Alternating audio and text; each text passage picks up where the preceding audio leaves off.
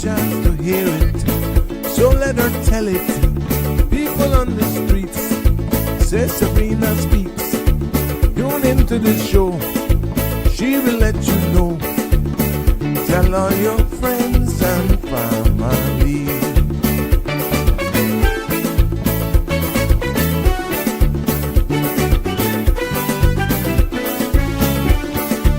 Real talk is no joke. You get the news straight up from grassroots and concerns. You hear some people gone. So tell all your friends to tune in to Good evening, Cayman. I'm Sabrina Turner, and welcome to Sabrina Speaks, your daily dose of clarity, truth, and community insights. Every weekday from 5 to 6:30 p.m., we're tackling the issues that affect you, from national headlines to grassroots concerns. Whether you're in traffic or winding down your day, this is your chance to hear it straight and speak your truth. So buckle up, Cayman. We're not holding back. This is the show. We gotta let you know. Now we got to go.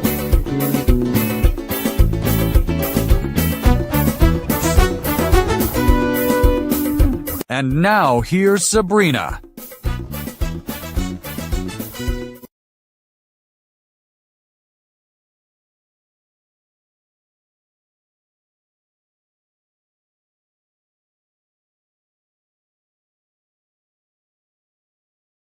Myself here. There we go.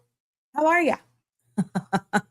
Saying hi to my friends and family near and far. Welcome, welcome, welcome to another episode of Sabrina Speaks, Voices of the Islands, Conversations for the World, and the podcast where voices rise, stories unfold, and inspiration takes center stage. It's good to be back with you on this Tuesday evening. Hopefully, we'll have another thought-provoking, informative, and lively discussion as we unpack the Visitor Experience Development Grant Program. A lot of you have been asking me to break that down because you've gone onto the site and you had some questions. And, I'm going to break it down as best as I can based on what information I found out about this program and what it is, who qualifies, and how Caymanians can access real funding to build new tourism experiences. Now, if you've ever dreamed of starting a tourism business, this could be the conversation for you this evening. If you're already in business, that sort of stuff, and you want to got something new, maybe a new idea up your sleeve, I'd suggest you stick around. And then I aim to continue where we left off from yesterday, and that's covering the Caymanian Protection piece of legislation of 2026, because that's changing. And what does it mean for Caymanians and what it means for businesses as well, and why everyone continues to still be talking about it. I think it's more from a business now perspective for individuals and families are trying to make their decisions whether or not it's worth, in their case, the funding, looking at the cost of living as well. A lot of families are actually having the decision whether or not it's something that they even want to consider doing right now. And then you have businesses as well who are bracing for impact meaning staff are just leaving ahead of the 1st of May. Because of the new requirements and protocols that are going to be taking place. So it's mixed right now out there, to be honest with you. I have been out, about, around. I'm hearing the discussions. Persons are actually questioning, asking questions, asking for explanation. And I'm doing my best to answer them based on what information, as we have both uncovered here, what literature I've read, and so forth. So at the end of the day, I'm doing my best to deliver here in layman's terms as best as I can. And I'm hoping that you will find the information useful and that it can assist you in making your final decision. But that's what we're all about here on this platform, and so many other thought-provoking conversations as well that may actually come to fruition. But yes, I am. This episode of Sabrina Speak is proudly supported today by Bridgepoint Immigration Consulting. Cayman Help is on the way, and a new consultancy firm is opening this May with 25 years of real hands-on immigration expertise. Now, Bridgepoint, your advocate in complex systems. So more to come on that. Yes, it's opening in May of 2026. They'll be your guide. So we'll keep you up to date with what's happening there. But please remember the content you're about to hear, including any discussions or opinions from myself, guests, and or participants, is intended solely for general informational and entertainment purposes. It's not a substitute for professional legal, medical, or financial advice. So I encourage you to consult with a qualified professional for your specific concerns. Bridge Media Limited and all its affiliates disclaims all liability for any decisions or actions taken in reliance on the information presented here. And, to join in live on the conversation, you can call me by dialing 345-936-8255 or hit me up at WhatsApp. I enjoy hearing from you. That's the very same number as well. So it's 345-936-8255. You can send me a WhatsApp. I see you coming in there. It's good to have you engaging in the conversation as we continue to grow, learn, and just make sense out of all that's happening here in our island. Before going into the substantive conversations this afternoon, let's hear what the weather has in store for us for this evening and into tomorrow. Compliments of our friends there at the Cayman Islands National Weather Service. Now, the synopsis calls for generally fair conditions accompanied by light winds are expected to persist as a weak pressure gradient remains over most of the Caribbean. The chance of showers remains low as dry air remains in place over our area. Radar imagery shows no shower activity at this time. The forecast for tonight calls for mostly fair skies with a low chance of showers. Temperatures will fall near the mid to upper 70s and winds will be east to northeast 5 to 10 knots. Now, seas will be smooth with wave height less than 2 feet. Tomorrow's forecast is calling for mostly fair skies with a low chance of showers. Temperatures will rise near the mid to upper 80s with a heat index of 96. Winds will be east to northeast 5 to 10 knots and seas will be smooth with wave heights of less than 2 feet. There will be a high tide this evening at 8:30. A low tide at 2:33 tomorrow morning and another high at 7:55. Sun will set this evening at 6:46. Sun will rise at 5:59 and tomorrow, yes, it will set again at 6:46. The outlook is calling for similar weather conditions through Friday morning. So that's your weather forecast here for this evening and into tomorrow as you make your plans, but it's going to be hot. Oh, yes, you're going to be hot, hot, hot. So be prepared, hydrate. And that's how we do it here. Now let's take a look at what's making our news here, starting with local news this evening. The Trade and Business Licensing Board is rolling out a major change for Caymanian entrepreneurs, introducing multi-year licenses in the islands. History, yes.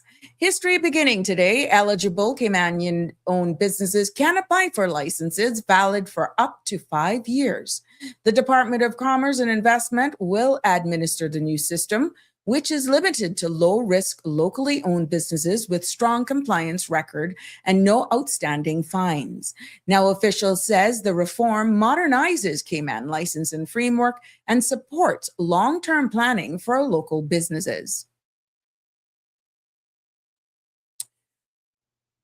A 26-year-old man has been sentenced to 22 months in prison after stealing more than $5,000 worth of jewelry from Caribbean jewelers last January.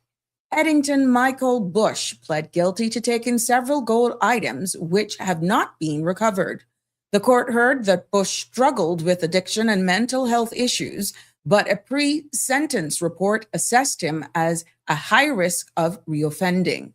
Justice Richards ruled that punishment was necessary and rejected a probation order, urging Bush to use his time in custody to pursue rehabilitation. Other local news.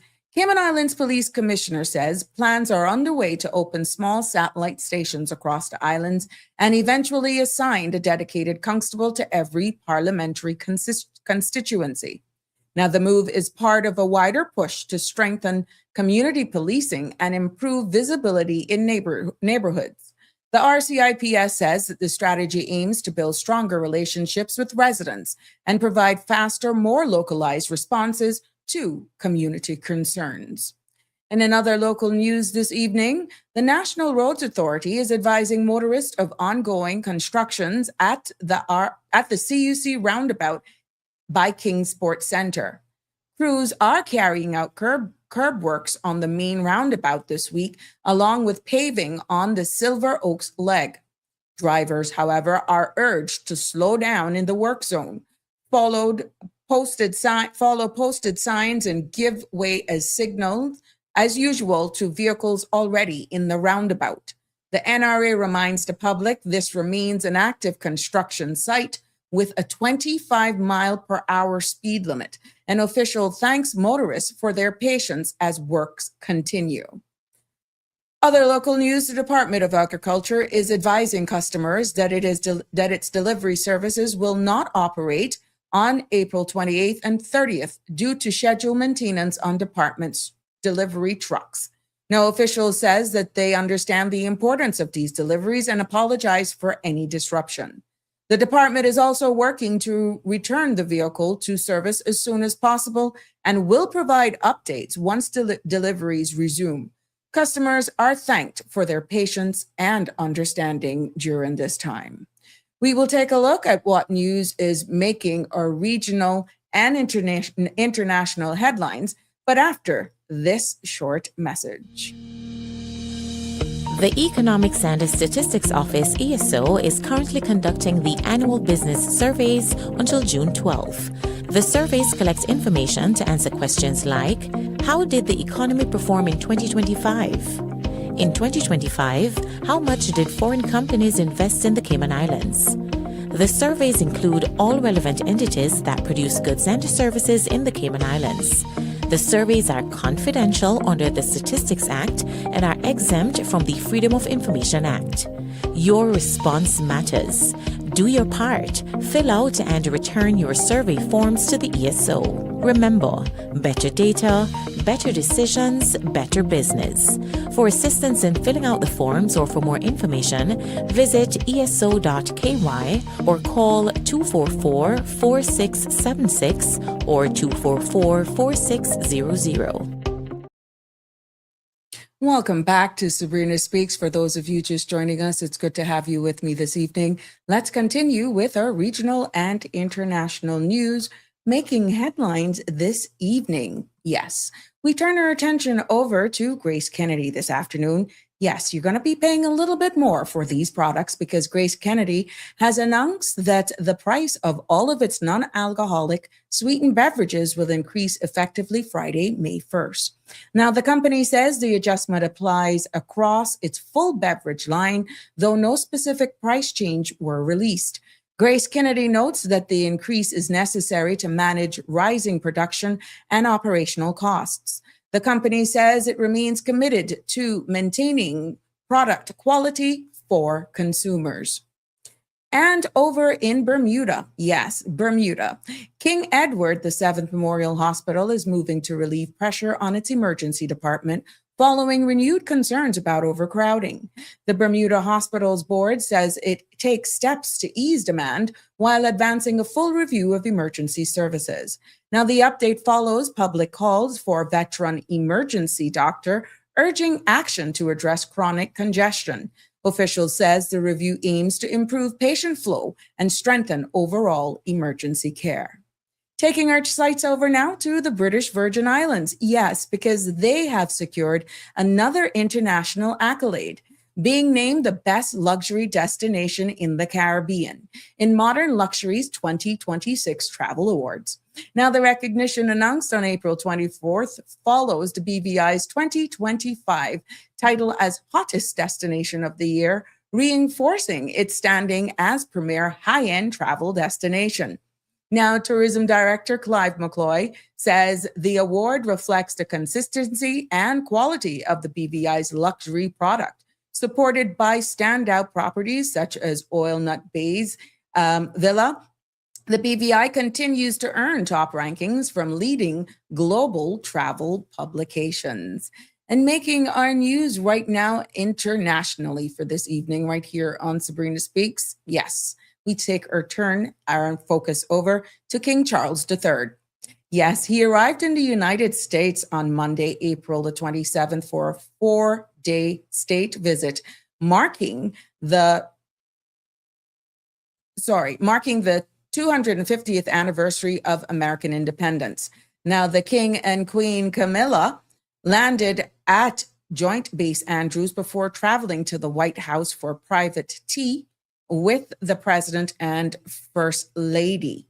Now, the visit comes amid heightened security and diplomatic tensions, with Buckingham Palace confirming the trip would proceed despite a week of shooting incident in Washington. And also, King Charles has also become only the second British monarch to address a joint session of the United States Congress. He did that earlier today. In his remarks, he praised America's leadership and expressed gratitude to the American people, calling the US-UK bond priceless and eternal. The address also marked the 250th anniversary again of Americans' independence, and the King highlighted the enduring values shared between both nations. And over in our internews entertainment segment today, all of you who are loving it, guess what? Daddy Yankee and Shenseea have teamed up for Echo, the newest single from the official FIFA World Cup 2026 album.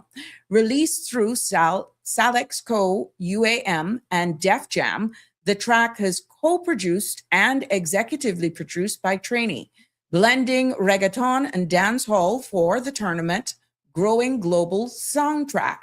Now, FIFA says Echo is the album's third single following releases from Jelly Roll, Carrie Leon, Los Angeles Azules, and Belinda.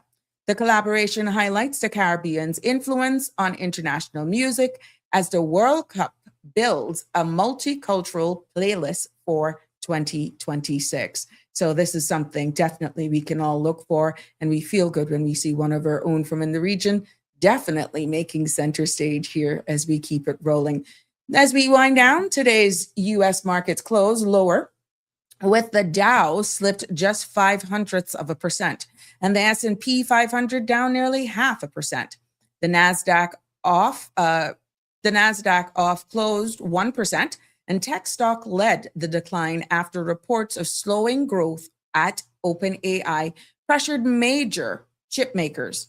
Now, oil prices surged more than 3% to just under $99.60 a barrel, adding fresh inflation concerns, while gold retreated sharply. Across the Caribbean, the Jamaica Stock Exchange closed broadly higher. The JSE index gained 0.7%, with more than 16.5 billion units traded, led by Jamaica's Trans-Jamaican Highway, JMMB preference shares, and Wigton Energy. In Trinidad and Tobago, the composite index held steady at 963, with modest gains for First Citizen and Scotiabank, while NCB Financial edged lower. Now, the Barbados Stock Exchange was closed for Heroes Day, and here in the Cayman Islands, they did not report any closing figures. Now, we see where figures are consistent with its reporting schedule, but regionally markets were steady as investors track rising oil and heavy week of U.S. earnings. Now, that concludes this evening news, and that's regional, international, and our business report here on Sabrina Speaks. It's good to have you all with us. Just let me get this image for us today. I want to send happy birthday greetings out to anyone who's celebrating a birthday, any and everybody who's celebrating a birthday today. Yes, we want to share that with you right here from all of us on the Sabrina Speaks platform. We know how we do it here. Our thoughts are with you on your special day. And if you're celebrating an anniversary as well, we share that with you here. Lots of love. Of course, we're doing it all here with you. And we want to share, sending all of it from us on this platform. Yep. And for those unfortunate who are mourning the loss of a loved one, our thoughts and prayers go out to you as well as you navigate this time of healing and reflection. Our thoughts and prayers go out to all of you as well. Yes. And Connie sent the flower of the day. Thank you, Connie Bonnie. There you go. That is Orchid of the Day. Thank you, Connie. You are so consistent. There is an issue with your, okay, good. Got a little warning there. Sorry about that. Yeah, so thank you for sharing that with me, Connie, and sharing it with all of us here, and for your dedication and your consistency as well. Appreciate it lots. Yes, yes, yes. Just a gentle reminder for all of you, this Friday is 345 day. Yes, Friday the 1st. You're encouraged right now to show up in your national pride and wear your Cayman Proud shirt, or you can wear, dress in the colors, red, blue, or white on this day. This is our part of showing, and however you show up, make sure you use the hashtag and Caymanian Proud, so that the Ministry of Youth, Sports, Culture, and Heritage can also see exactly how you showed up on the day of celebration. So yeah, we want to be a part of this, and just show up in your colors. That's what we do. And you know what? Saturday the 2nd of May as well, Ministry of Youth, Sports, and Culture, this is this huge free gospel concert that is taking place at the agricultural grounds from 6:30 until 10. I like to get all of this out of the way, so once we start talking and your questions coming in and all that good stuff, we can just get down to real business. So yeah, I just want to do all of these gentle reminders for all of us, because it's that important. We're dedicating this. This is history in the making, an entire month. So yeah, you want to be a part of that. You definitely want to be a part of this. And like I said, kudos to all of those corporate sponsors who stepped up to the plate and are being a part of this history in the making. We want to thank you for that. And I'm quite sure that there's more opportunities that are there. So for all of you corporate persons who want to get on board, by all means, reach out to Miss Tanissa Barnes in the ministry, and she will definitely sort you out. That's for certain. So yeah. And then of course, it is the church service that takes place then the Sunday the 3rd at the John Gray Memorial Church. And that is from 11 o'clock. Again, celebrating the story of who we are as Caymanians. And we know how we roll it here when it comes to our belief in Christ and just including God in everything that we do. Yes, yes, yes. So, yeah, that would be good, Connie. I'm going to just put you all up on the screen now. So yeah, I just want to get all of this good stuff out of the way. Wanted to get rid of the housekeeping bit of things, to be honest. But yeah, that would be a great idea. That would be an excellent idea, Connie. I totally agree with you. Totally agree with you. Yes. So let's see who's here with us this evening. Yep. Connie was first to comment. It is good. You were late, but you're right on time. Don't you worry about that. It's always good to have you all with us. We know that you all join us at various times. Some of you even watch us days after we are off air and you're catching up on your episodes. We appreciate you. It doesn't matter, but we love the fact when you can join us live so that we can keep it all engaging, and we can just do it in real time. So it brings even more personalization to it, definitely. So it's good to have you here. Jimbo's in the house. Oh, you did. Thank you so much. And I didn't even see your message saying you'll go back. It's good. It's good. It's good. Yeah, the past couple of days was pretty heavy hitting with information on the immigration regulations. Oh my God, it was rough. Alfred Reel, and of course, leave it to him. He comes with these big, I would say, Harvard University thought-provoking questions. Yeah, he pretty much pushed this topic today, which I promised a commenter I would have done. And with the questions keep coming privately, Real Alfred, you called him out and he threw the questions. So we had to rein it in to make sure we could get a big chunk out of the immigration regulations out of the way, slow it down. But I promise you, I have, in preparing for this episode, I do have his questions from yesterday. Thank you for sending them through, and I'll do my best to answer them the best as I can. Damien Henry, good to have you in the house this evening. Good evening, all. A degree doesn't mean you're smart. Common sense does. You are allowed to be both a masterpiece and a work in progress simultaneously. You're right. Well, I'm a work in progress. I that every second of the day, Damien. So I can relate so much to that. I am a work in progress. Oh Lord. Yeah, if you look good, you'll see a lot of tape. But I'm not giving up. North Carolina love.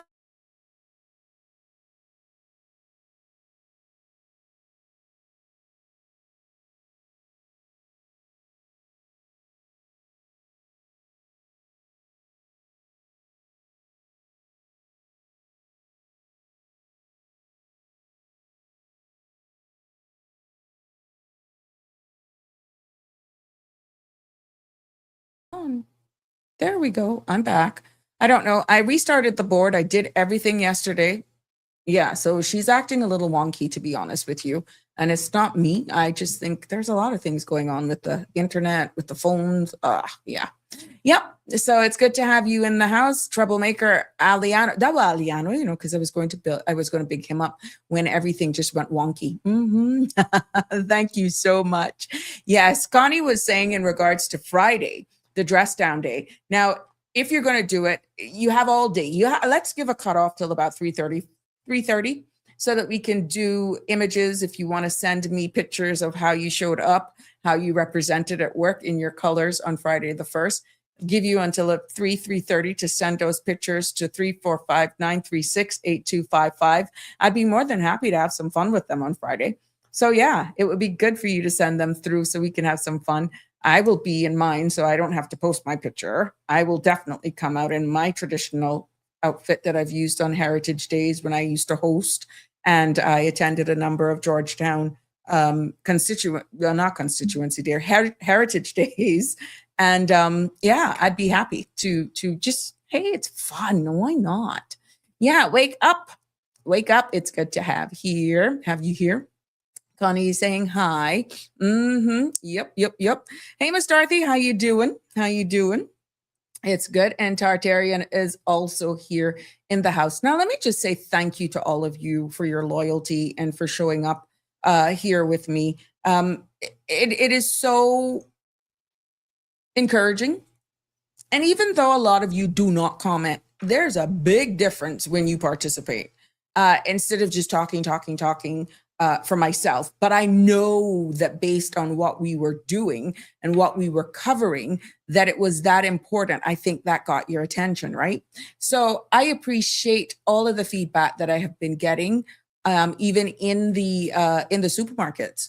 Don't care where I go. Oh my goodness. And you know what's touching the most? When the guys come up to me, for more reason than one. Yeah. No, but what I'm saying is you don't normally get men engaging with you about topics, about episodes. And it's amazing what they remember and how they just pull me to the side and they will ask me for clarification on different things.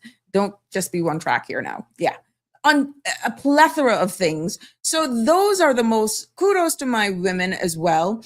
I know there was a lady who stopped me in a supermarket and I'm still working on that. You know who I'm talking to. I'm still working on finalizing that, but you can understand where the priority was right now with getting a lot of this immigration stuff out of the way. But we're coming back to that topic that we were talking about. But it's just amazing, the feedback and ideas and suggestions that people have been giving me. But it's not too often the men come up to you and just, they're respectful, they're polite. And yeah. So don't think that I'm not approachable. I'm very approachable. My resting bitch face is not the oops. Yeah. Oh, I don't have a 9:30. Yeah. Please don't make that turn you off. Don't. But yeah, I am very much approachable, very much contrary to what a lot of you think. But yeah.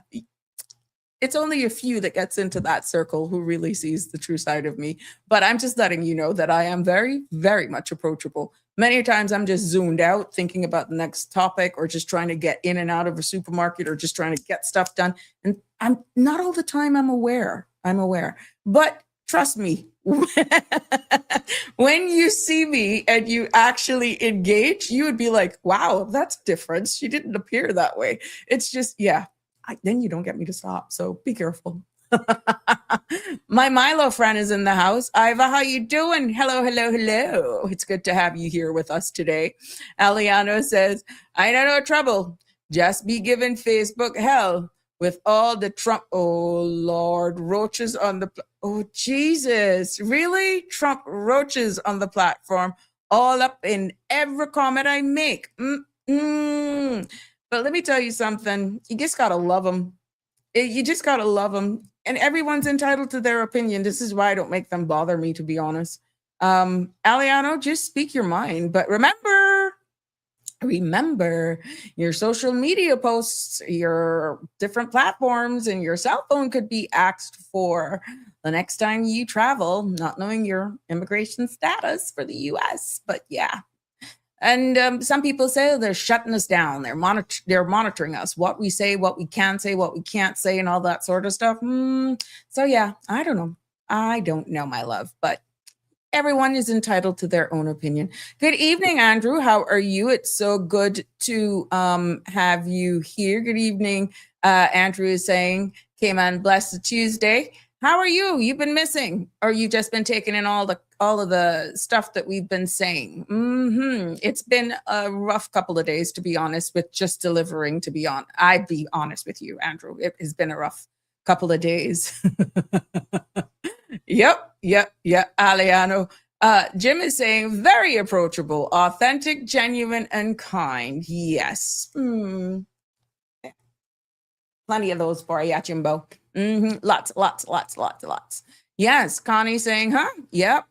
Yeah, it's amazing when you see some of the comments that are made on certain articles. Oh my God. If it can be, people can be really mean just because you're not agreeing with them. And this is why I'm very cautious. Religion, politics, and there a few other subjects, but those two in particular, I'm very cautious with having those because it is very emotive and people can just get so personal. But the social media platforms and commenting, they literally come after you hard. They literally come at you personally. And that's what social media platforms are for. So just move on. Moving right along. If you take it to heart, oh God be with you. Then you might as well just come off of social media and don't comment because you're going to get somebody commenting. You know how much haters I got just doing all sorts of foolishness on the platform? Boop, boop, boop. Water on a duck's back for me.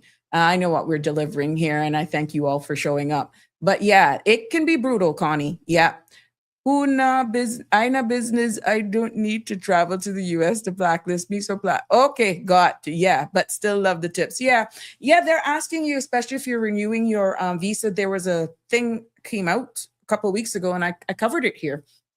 Please remember to declare your Facebook, your social media handling, your pages and stuff when applying for US visas. And we're not exempted from that. So just be cautious, I would say. If you have no desire, no care, who gives a crap, like Aliano was saying here, then do whatever you want. But yeah, it is quite a different time that we're living in right now. Damian Henry says, some companies now checking your social media accounts before employing you. Yeah, you don't even have to apply. Some of them will actually see you commenting and that sort of stuff, and they'll just go and pull you up, period. And then they'll remember, isn't that a name that I saw commenting here or whatever? But if we have to live like that, guys, then you are falling prey to exactly what theorists are saying, that they're shutting you down. Yeah. You are actually allowing them to win.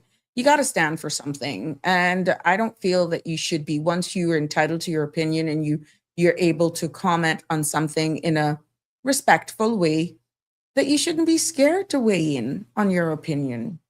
If you're going to just capitulate and just become a clam and just stay in your corner and you're busting at the seams, then what kind of life is that? Yeah, I don't know. But we're all made up differently. And remember now, remember, you can stay at the back and put other people in the front line, but don't think people ain't watching. Don't think people aren't aware. Andrew says, the high prices killing everyone. Appears we can expect. Oh, yes, due to. Well, look here. Tomorrow I'm going to have a very interesting topic. I am going to be dropping a full 2-hour episode on exactly this separation. The UAE quits OPEC. I am doing an entire 2 episodes on that, not to fearmonger. I know a lot of you are seeing that, but you do not understand the impact that it has by extension on the world. Yes. And look at how it's all adding up. Who's in the United States right now? It was a part of my news broadcast. It was a part of the news broadcast. And where do we fit into all of that? You got to tune in tomorrow for that. Yes, I'm going to be breaking it down, exactly what it means, what it could signal, potential impacts. So, Andrew, you're on to something. But the good thing is, Andrew, for all of you who have been with me, my diehards, you know we have been sounding the whistle on a lot of things here for a very long time. I would say from last year, before all of the Hormuz and the straits have been blocked, we have been having certain discussions. But this should put it into perspective on a bigger scale tomorrow. So that is tomorrow's topic. I'm going to be breaking it down in bite-sized pieces for us to try and understand exactly the UAE, what that means with the UAE quitting OPEC and how it all aligns. So yeah, you want to tune in for that tomorrow, definitely. Connie says, when it comes to me, when it comes at me hard, I hit back. Oh, I've seen you. Oh, girl, I see you. Oh, yes. Dean's in the house. The rock never hit me, but don't make my Trump profile fool you. Oh, okay. Ay. Yes, that could mean a number of things, isn't it? Aliano said, the road is rough, but looking to do my own business and stop working for other people soon.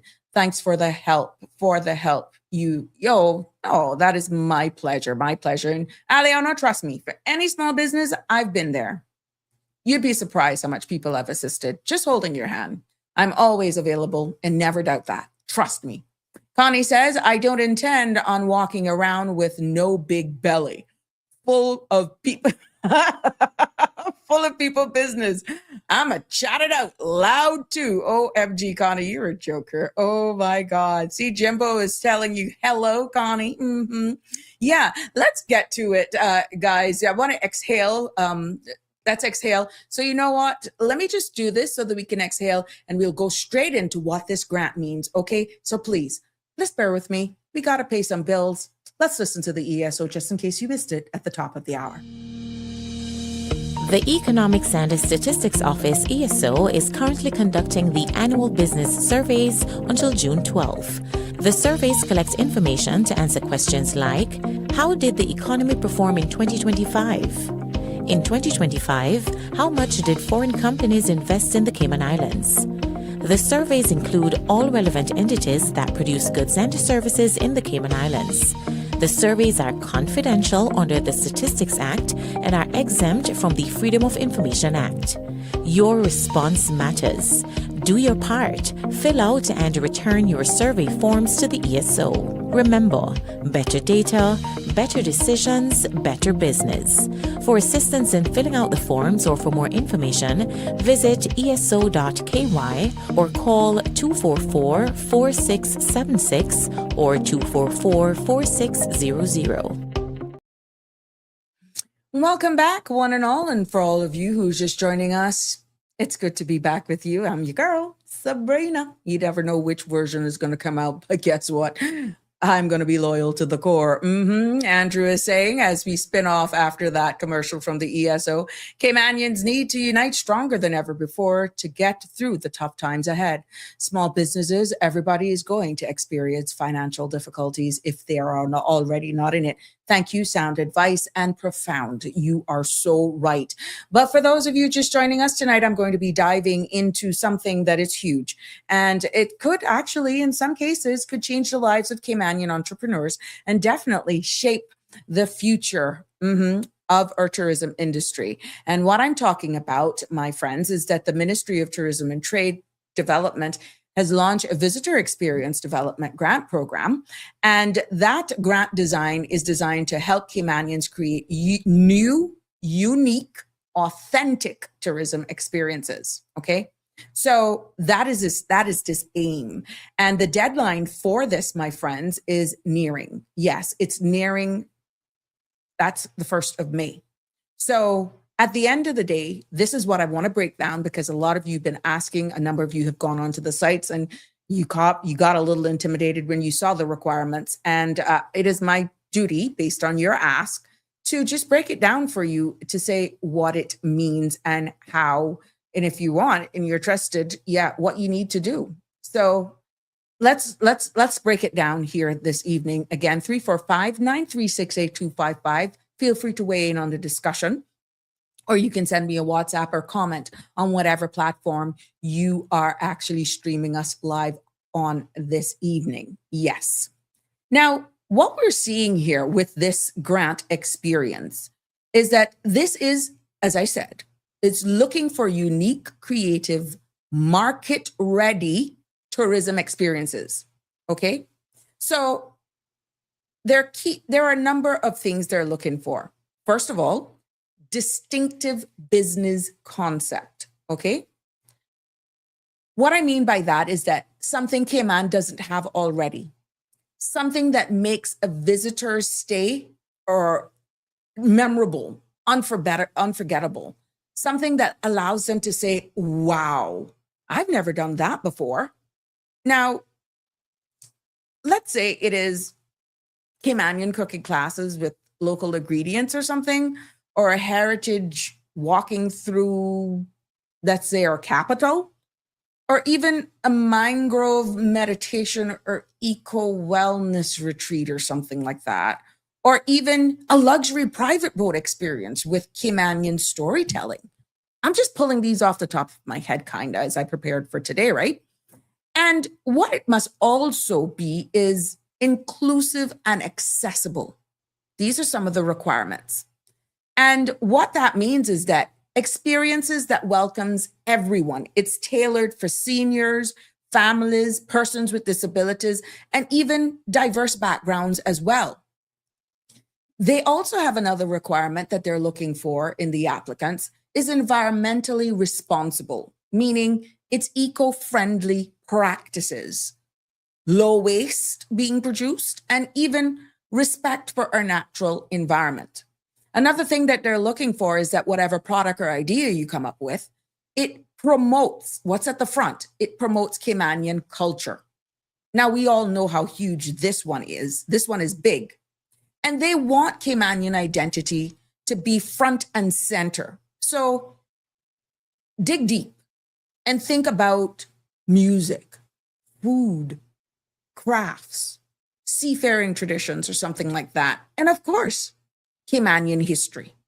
Another element that they're looking for is that it supports the local economic growth, meaning that you hire Caymanians, use local suppliers, and build something that is sustainable, that will last for a while, okay? So if your idea checks even 2 or 3 of these boxes, you don't have to hit all of them, then I would dare say that you're on the right track. Now, please note, this is not a program where you say, give me up to $50,000 and I can start something. Oh no, my friends. The government is not financing your ideas on paper. No. That's not what they're doing. So let's break it down when it comes to eligibility about this grant so that we can keep here going. It is simple, but very, very important, because we say that too often our Caymanians are being left out in the cold and everything, everybody's stepping ahead of us. So the eligibility is, in order for you to apply, is that you must be 100% Caymanian owned. The business must be 100% Caymanian owned. It must be 100% Caymanian staffed. Here was it. 100% Caymanian owned, 100% Caymanian staffed, fully compliant with Cayman laws, and it also must be holding a valid trade and business license, able to provide proof of Caymanian status to prove that you're Caymanian, and that you can only submit one application per owner. So one owner can't submit 2 or 3, okay? So bottom line, and the key takeaway here is that the grant is for Caymanians, period, okay? Now, before you even open the application, because I've navigated the system, the application form, please, I beg you, make sure that you have these documents ready, because they're asking that you have your trade and business license, meaning approved. You need to have evidence that you are Caymanian and government issued photo ID. Don't get that mixed up now. I didn't say a government ID. A government issued photo ID. In this case, it could be a voter's registration card. It could be a driver's license. It could be a passport, or of course, your government ID. So if you don't have these, to start gathering them now, okay? And don't wait until the last minute where you're digging and you're going to do this. Now, please note that the application started, the opening started from the 23rd of March and it closes the 1st of May. So you don't have much time. Let me say it again. May 1st is the deadline to apply for this. And I feel, Cayman, if we're serious, late applications will not be reviewed, plain and simple.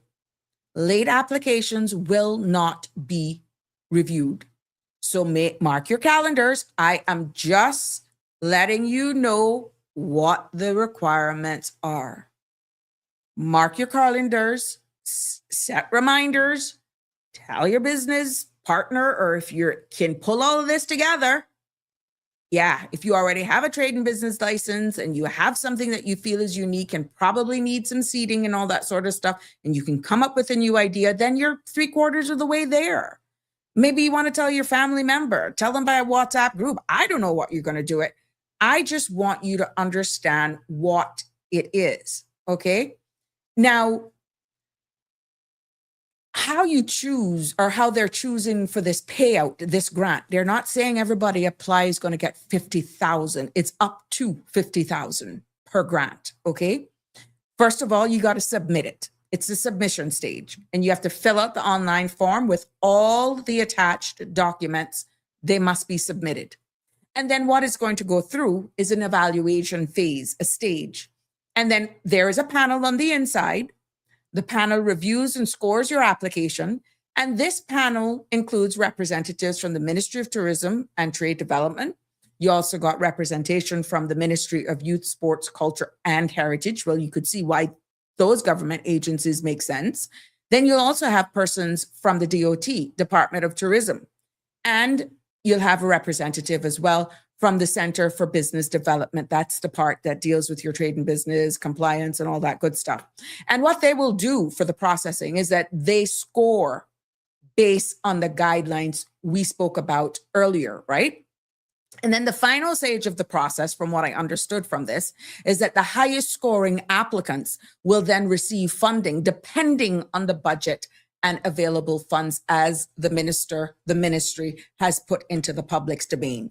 Remember, this is a specific line item in the ministry's transfer payment. It's an executive output payment. And it all depends on how much that is funded. That will determine exactly how much is given based on your evaluated, I guess, scoring process by this committee, this board. So my advice to you would be, the stronger your idea is, the clearer your plan is, the better your chances of getting a yes. Yeah. So talking about the prize, up to $50,000 is grant funding, up to. And that depends on the project and the amount that I said of the line item that the ministry is funded. But let me again repeat, it is not just money that is giving out to you, right? You also get support during this time after the grant is given, guidance and oversight to help your business succeed. So it's not like one thing where you only last for a year. They're going to be tapping in on you to make sure that it's sustainable. Remember, I said that at the beginning. So this isn't here's a check, good luck. This, my friends, is where investing in you, and we want you to win, exists. They don't expect you to actually just get it. This is all of our money that they're investing into these businesses. And we want to see that it can be there for the long haul if we're actually going to be making an impact here. Donnie, it's good to have you in the house. Sorry. We have a comment here. Miss Brenda is saying they've been doing that from the time social media came into effect. Oh, okay. That's what people aren't getting. You were talking in regards to the commenting. Okay. Oh, gee, sound like too many hoops and hurdles to jump through, Aliano is saying, based on the requirement for this application. Jim is weighing in and commenting, that Caymanian face could now be an Indian national, Jamaican, Filipino, British, American, Canadian, Haitian national, or from any other country who has now been granted status. With Cayman, which Cayman is now filled with many status holders from all over, not simply and beautifully generationally Caymanian. And Jim further says, what can I say? I'm a little partial to the Caymanians.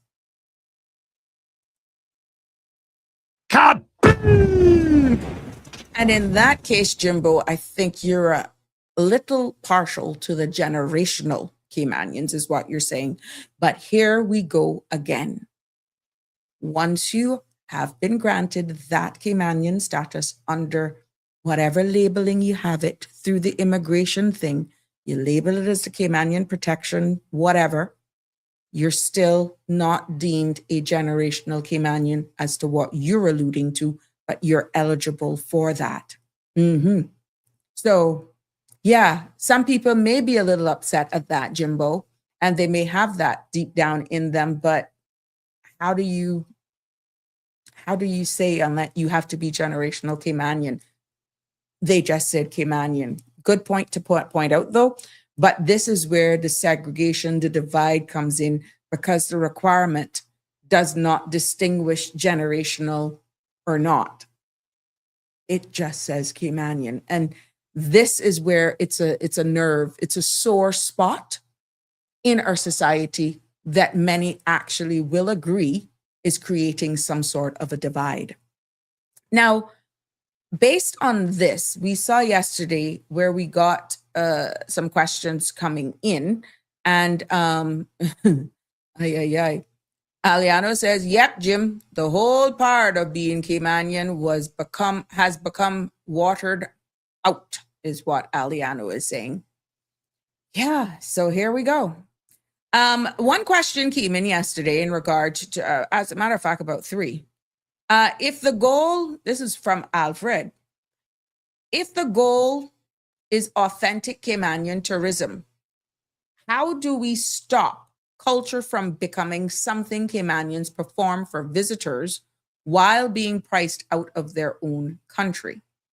Now, I somewhat answered that yesterday, or I didn't, because I just didn't want to take away from it. But when I thought of that and gathered everything here, I feel that that's a very good question. And it reflects exactly the concern that is shared across many tourism-dependent small island jurisdictions. And you know we have been talking to a lot of them. It's the same across all of their economies. But the issue, my friend, is that it isn't unique to us here in Cayman. It is a global tension between tourism development and culture preservation, which is why some people are saying we need our own generational there and not somebody actually telling you what they think they know about the town hall, the library. You really think if they took me and Alfred, for example, in certain parts of this country and allow us to do it versus someone who came here for 15, 16 years that really did not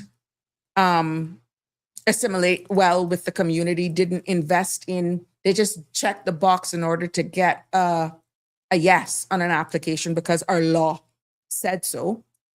We could share a total different experience from them because that's ingrained in us. Very few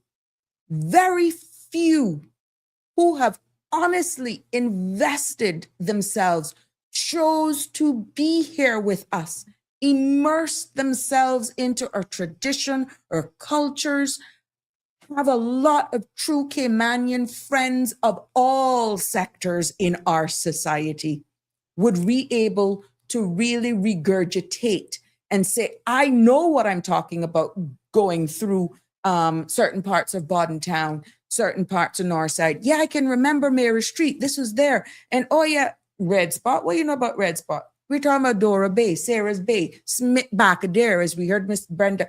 You know exactly who is authentic, genuine Caymanian when we use certain things. Like not far from where the work is going on right now by King Sports Center in that big corner right there.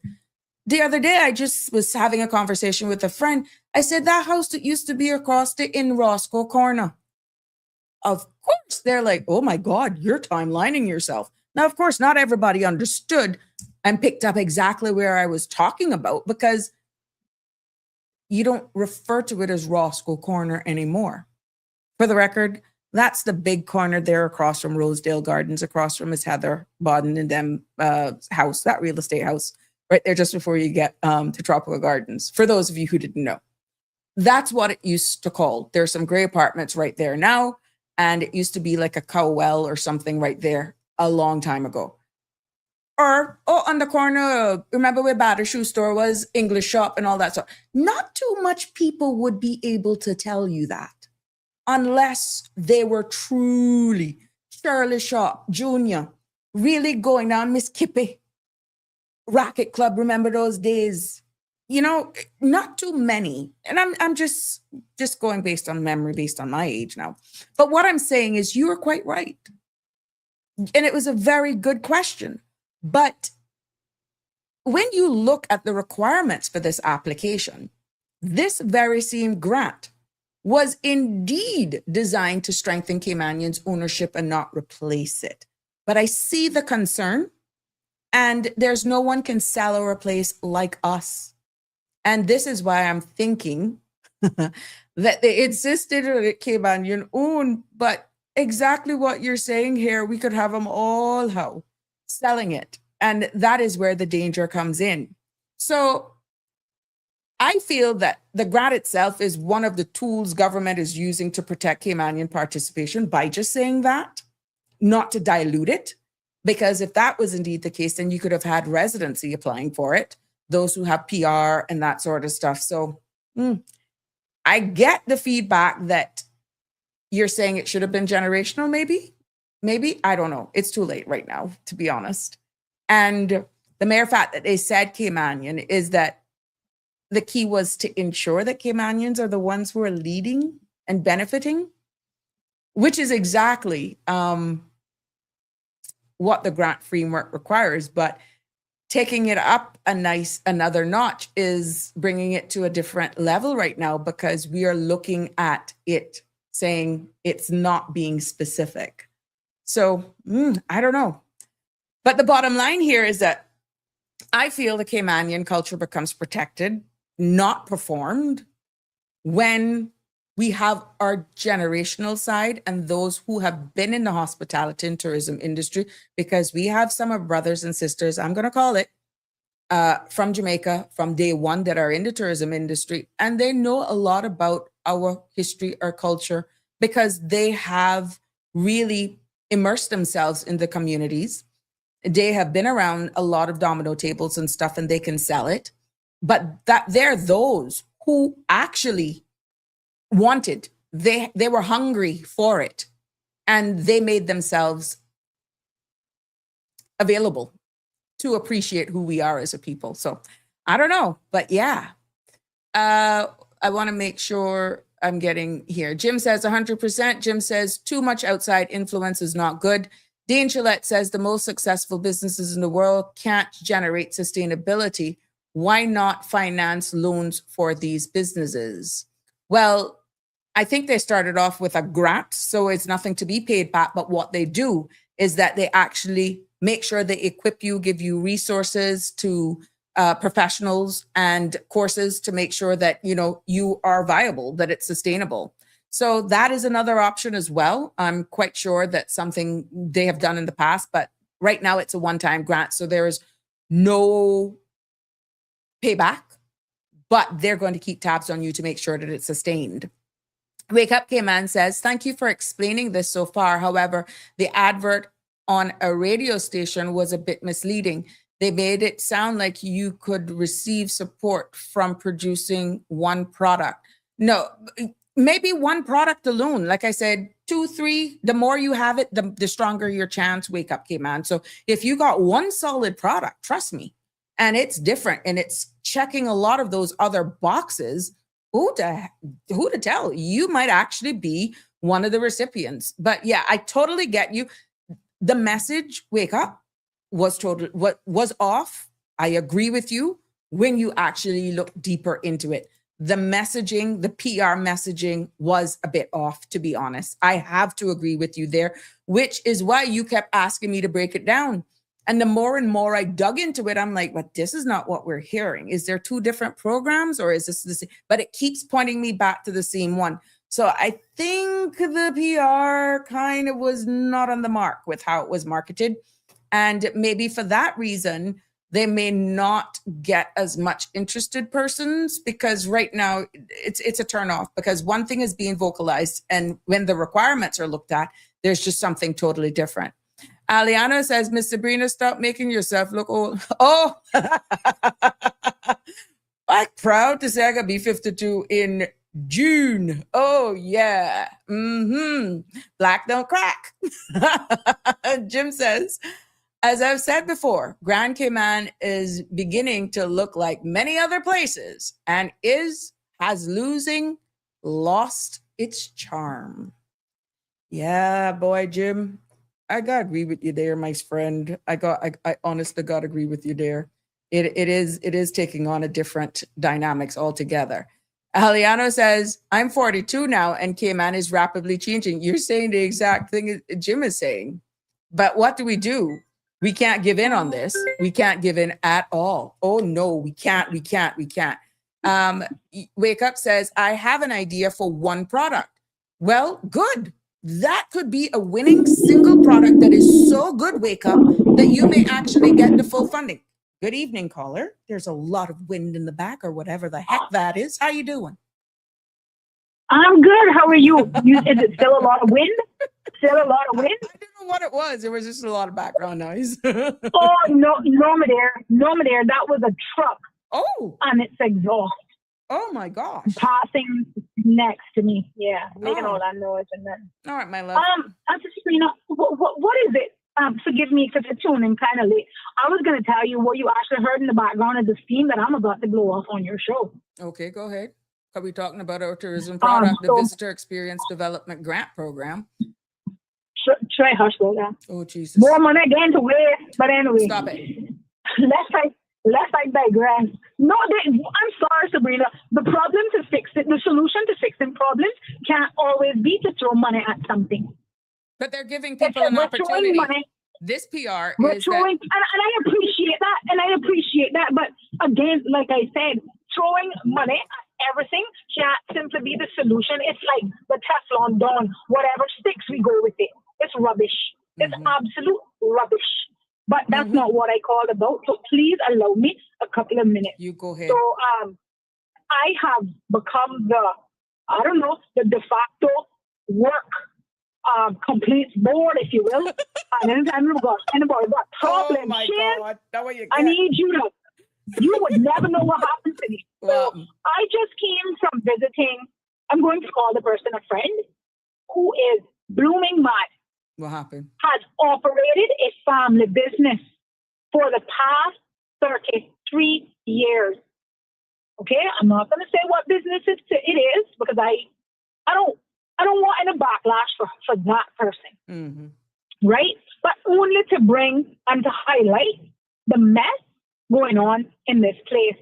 That the exact piece of legislation, that immigration bill that we advocated for and lobbied for weeks to slow down on, that I said Caymanian businesses were going to end up on the suffer. No, Caymanian businesses with real needs were going to end up on the suffering end because of the foolishness we rammed down our throats without proper consultation or proper implementation. We already seen that they rolled out a date and they had to pull that back. Got that wrong again. Right? So, this individual is running a small business, has a need for 2 employees. Her previous employees were rolled over. She managed to secure 1 individual on a temporary basis and was recruiting for another. The business has always operated with 2 employees. I want to make that clear. Because there is a need, not a want. Ain't nobody hiring extra help for shits and giggles. Okay.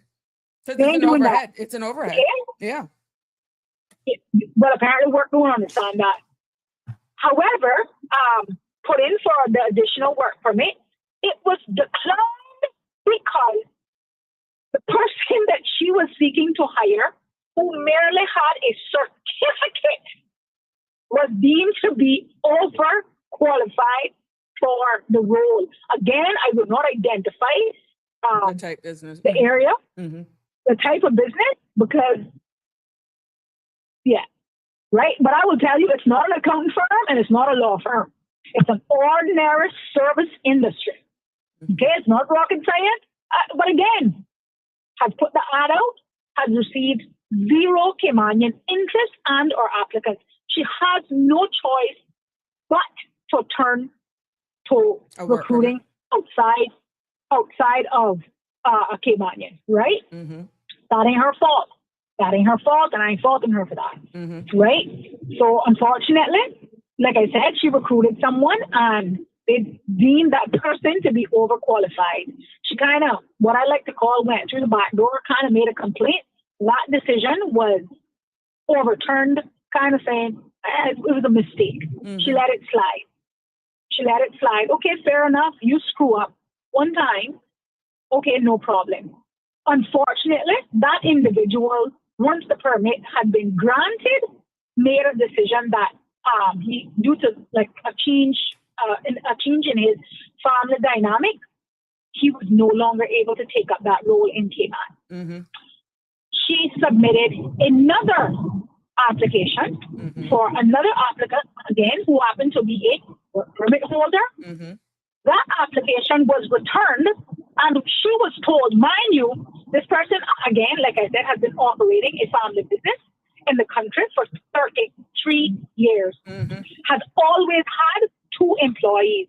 She currently has 1 employee. That employee is on a temporary and is making a decision that they don't want to continue their employment beyond I think it was the 6-month period. So she is recruiting. She's, like I said, she was accustomed to having 2. So she put in for that second person. Again, at present, as we speak, she only has 1 employee, is recruiting for another because there's a business need. And her application was denied on the basis of no business need. What? Okay? You heard what I just said. Well, So okay, go ahead. She she calls the complaints bureau to make a complaint to me to say, help me understand, is this within the scope of the law or is this? And I quote verbatim, Shiv, I'm starting to take this personal. Oh, wow. Help me understand why this is not now personal. I have one permit. I'm operating a business that requires 2 persons. I've been struggling with one employee, and the service business is such that she cannot fill that role herself. Aside from that, she shouldn't have to justify that need, right? It looks as though they're stagnating, not allowing your business to grow and function because they have one concept of what they think your business that is. Precisely it. But that is precisely it, right?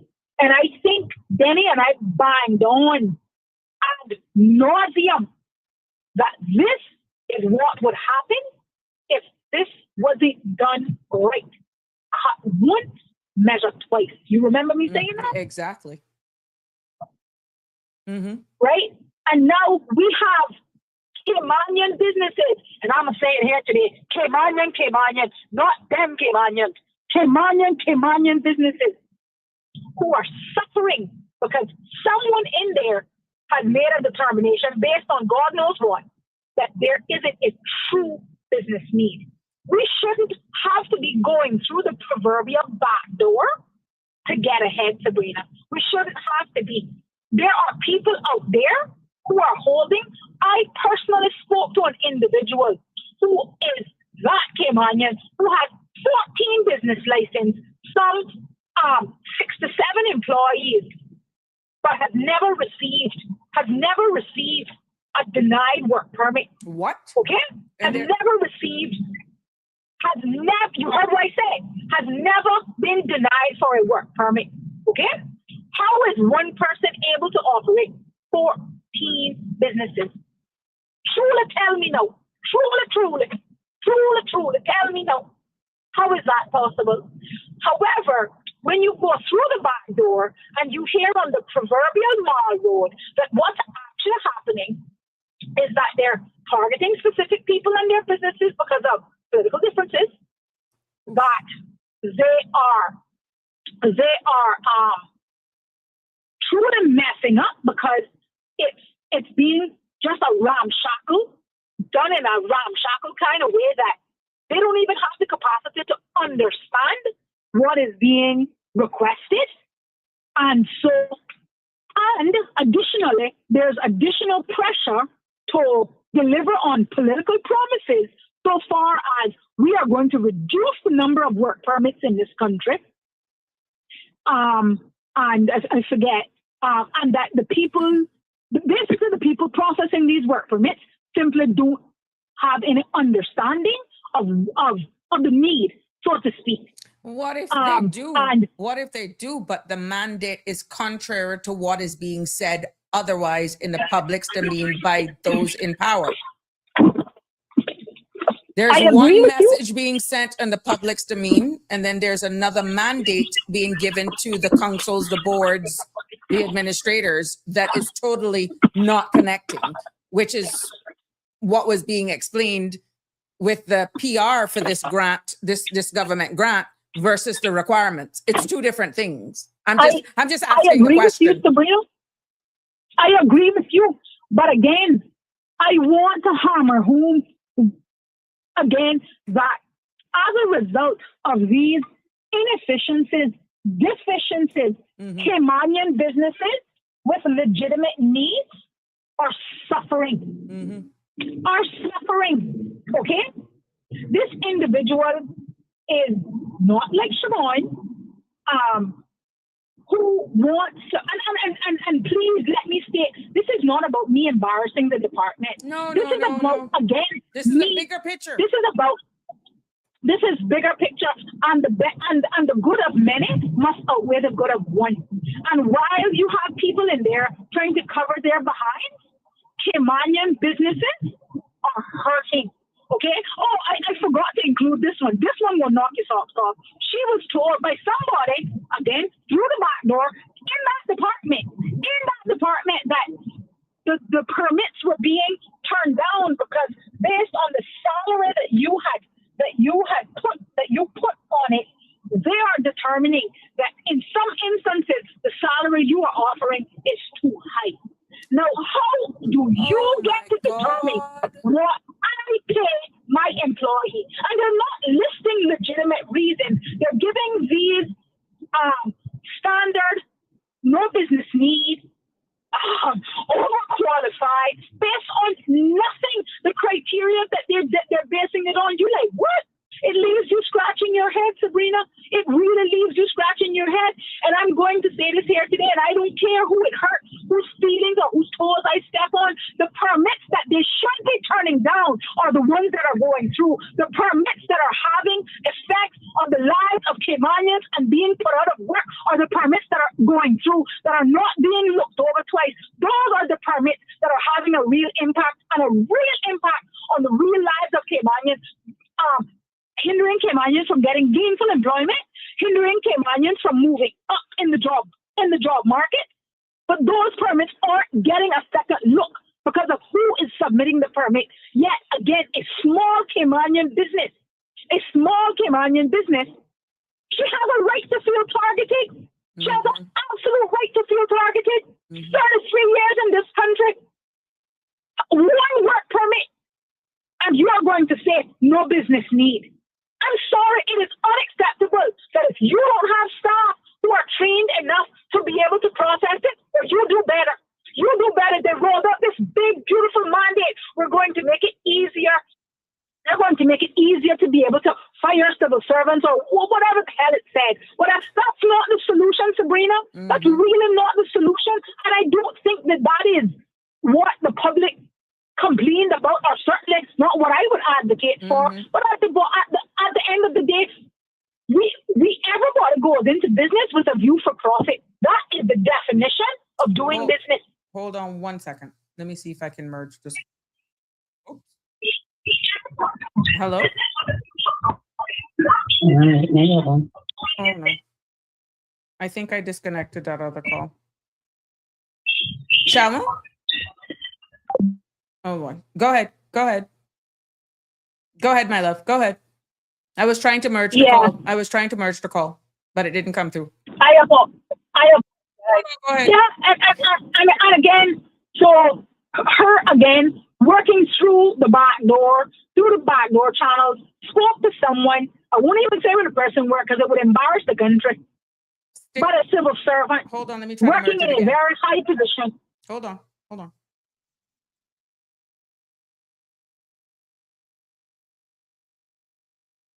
Oh no. Okay. I'm not going to do this. Whoops. I'm not going to do this. Sorry. Hello? Yes. Oh gosh. I knocked off the other caller. Hello? Yes. I knocked off the other caller. Sorry. She wasn't finished. Hello? Yes. Hello? Hello? Not hearing. Hello? Hello? Hello? Yes? Hello? We're not hearing. Oh my gosh. I'm not sure what's going on. Let me wrap you up. Go ahead, my love. Yeah, sorry about that. When she spoke to the individual, like I said, I would say a high-ranking civil servant who I think ought to be able to provide some information or shed a little bit of light. He looked at her like a year before Cole looked at a cat and said, I had no idea about all of the changes. Well, when you submit your complaint, let me know what the result is. It is a crying shame. It is a crying shame. I think especially in the civil service, where there are customer service facing roles, again, work being one of them, not one. Your goal should be to create a remedy to the solution. Okay? Your goal should be to provide a remedy to the problem, or to create an end-to-end service. Right? Again, a 33-year business in this country. Second time something of this sort, and it's been in the span of 1 month, has happened to this individual, only to be told because of possible political differences, because political agendas, because lack of training, because this is unacceptable, Sabrina. This is unacceptable. And again, who do you complain to? Yeah. Who do you complain to? What? I'm bold enough to get on here and say these things, right? But then you hear from other people, well, they don't want to work with Sabrina because you know who she's supporting. Well, they don't want to work with Siobhan because you know who she's supporting. And what I'm saying is, more gets done when you don't care who gets the credit. But there's too much people who really have either solutions to very necessary problems, or who have ideas that can truly turn things around. Again, I have to quote Steve Harvey when he said, sometimes it's not the message, it's the messenger. And I get that, Sabrina, and I get it. But we're running the country. This is not part of shop. You can't afford to get it wrong. Well, I could be You honest. can't afford to get it wrong. Denver had a question, says, just asking a question, caller. Is the permit or permits for a certain nationality that we have no desire to have anymore in our country? There's no national statement for that, though, Denver. Well, Denver, I will say this much. The government today, as I understand, speaking to you at 6:23 p.m. this evening, I am not aware of any mandate, any backroom story of a restriction on the number of specific nationalities to be in this country. They should start to call for that. They should start to call for that, lest we be inundated with any specific amount of nationality. We should never be. We should never be, and it should be equal and balanced. It should be equal and balanced so as to not create a overpopulation or oversaturation of any one nationality, so that it is so disproportionate that it's simply no longer fair. Right? So there is no mandate with regard to undesirables. They're undesirable foreign nationals from every nationality. It's not the nationality. A lot of the times it's their behavior. And yes, we do admit that some countries, their culture and all that sort of stuff ingrained in them, but you have good and bad everywhere you come from.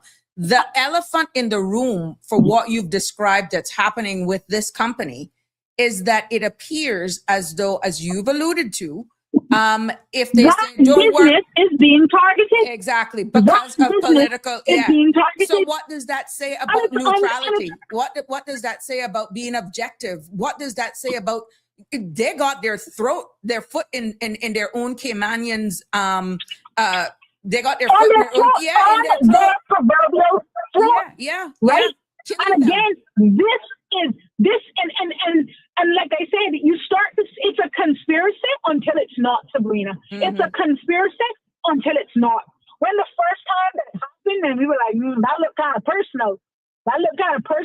But because I read between the lines really quickly, I start to look at the circles that people running. I can kind of sort of tell you're going to have a bit of problems with that. You're going to have a little bit of difficulty with that, right? But it shouldn't be when you have legislation that is there. She's willing to give more of a benefit of the doubt than I ever will, because I understand how the political landscape and the political arena of how you get things done here. But the reality is, I want to speak to all 19 of those MPs today. There are no foreign nationals voting in this election. There are no foreign nationals voting in an election. They're all Caymanian. There are no foreign nationals who vote in the elections.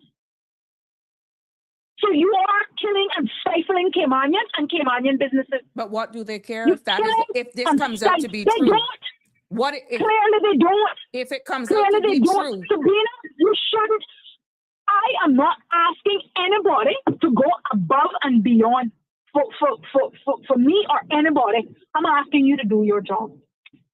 And do it fair and within the confines of the law. Do your job. And do your job. Within the law.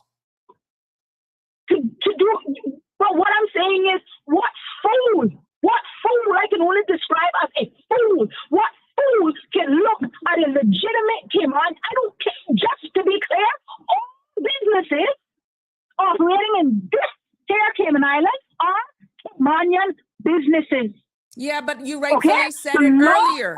If you're not hanging with the right crowd, or if you're, let's say, on the opposite aisle of support, then what are we doing to ourselves? But the reality is, if you don't vote for Sabrina, you shouldn't eat. You shouldn't eat. That's unacceptable, Sabrina. That's I'm gonna put simply you on hold for 1 unacceptable. second. 1 second. I'm trying to. Good evening. You're live. I've merged the call with Michelle. Good evening. Preach it, sister, preach it while I listen. You 2,000% right. Hello? Miss Sharma, I want some of your choice words, because this is unacceptable. This is the height of discrimination. How they put out, it got still be loopholes that they can see through. Do what they want to do, because like I told you yesterday, por el dinero el mono baila. That means for the money, the market dance. You hear what she said about that person with all those businesses and then permits, and then we have that kid. And I know one poor little person that not got much nothing, and they put in for, I think, for their Western Union, and they done been rejected about 3 times and still fighting. They are feeling and nothing. Why told you anything can be done? Por el dinero el mono baila. It's not who you know, it's who you. Well, you kisses go by favors. Kisses go by favors, and I get that. But again, I want to go back to exactly what I told Sabrina. Then I told Sabrina, this would be the result of this bill being rushed down the people's throat, pushed down the people's throat with the absolute proper consultation. This is the result. This is the result. And I can't help but think, God forbid, if I had to operate a business that needed a work permit, I would never get one. I am so grateful that that's not my case. Mm-hmm. That's not my case. But to think, as far as I know, speech and freedom is free. It's free as long as it's not slander, as long as you are not the D word, I forget it. Mm-hmm. You are, and as long as it's not libelous. You may not like what I say, but feelings, guess what? Feelings are not fact. There are some people who wake up and feel like a tree. It don't mean that they're a tree. Mm-hmm. You are allowed to wake up and feel however the hell you please, but it don't make it true. Mm-hmm. People are allowed to express their displeasure based on their experience with whatever government entity. With whatever government entity. Okay? With whatever government entity. And they shouldn't have to worry about whether their complaint is going to land them being penalized in the way this woman, and I'm going to say it, that it absolutely looks very personal. Yep. It's unacceptable. It's unacceptable. Absolutely unacceptable. And I said this would happen. I said it would happen. And everybody laughed me to scorn. One minister got up and said, oh, they're doing their scare tactics and they're scaremongering. That's not going to happen. These people aren't going to do these. Businesses aren't going to pick up and leave the country just because something changed. That's not going to happen. Yeah, it wasn't going to happen. It wasn't going to happen until it happened. Until it happened. Okay? Until it happened. And again, this is affecting the lives of everyday, regular Caymanians who are living month to month, running and operating small businesses in this country and can't do it effectively, can't provide services, therefore can't provide for themselves.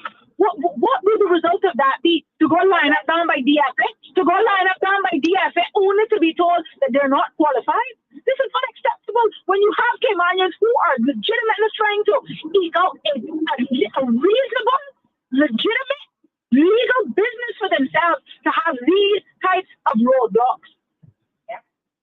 Unacceptable. Unacceptable. When So you are tell her, living in a society or an environment that is almost making it look like everything. collateral damage to a minor few is okay. We can risk that one. They only have two. So what? We have the X amount of money. That's what this is taking on. This is the approach that is looking that there are going to be some casualties. And if we are creating that type of environment in our country, that only those who are aligning politically or who is paying the piper, then my friends, we are heading down a wrong road.